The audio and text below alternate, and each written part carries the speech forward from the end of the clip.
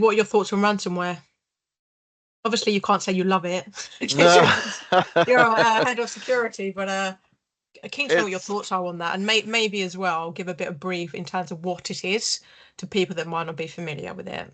yeah. So the way I understand ransomware is it's something that typically a threat actor will find a way into the system, pivot across the network, plant a payload, um, uh, uh, and um, and effectively stay present on the system for a number of months or years even, um, to establish as much information about the environment as possible, then to go on to launch, um, trigger the ransomware, effectively then displaying, a message, encrypting all of the data on the machines and displaying a message and saying, look, if you want this data back, you're going to have to pay a hefty fee for that.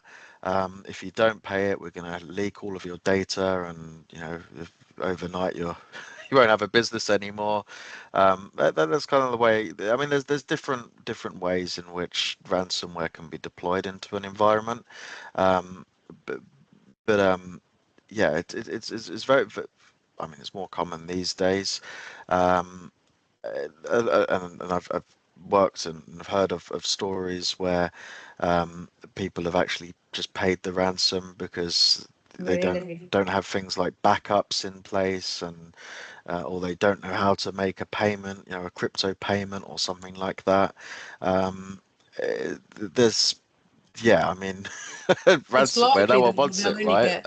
they'll only get picked again, won't they, if they keep paying, or if they pay one, then they'll know they're an easy target for it to keep happening. I would have thought. It's a good point, but I think it's ensuring that it doesn't happen in the first place. It's ensuring that as a business you know where your gaps exist in your systems, Yeah. and working as hard as you can with an external partner or your internal IT to try and mitigate, to reduce that attack surface. Um, I, I mean, if really to avoid ransomware or any sort of infection on a network, a business always wants to ensure it's adhering to like the principle of least privilege, Yeah. that users aren't running with admin roles, and that users can't just install software themselves, and that there's procedures in place. Also that you've got all of your third party, software is up to date, and you're running Windows updates in a timely manner, Mhm. on machines. Um, that's all very important stuff, and I think for the most part, if organizations know their gaps, and work, prioritize them, prioritize the ones with the high severity, then it's less likely that you're going to become victim to one of those attacks.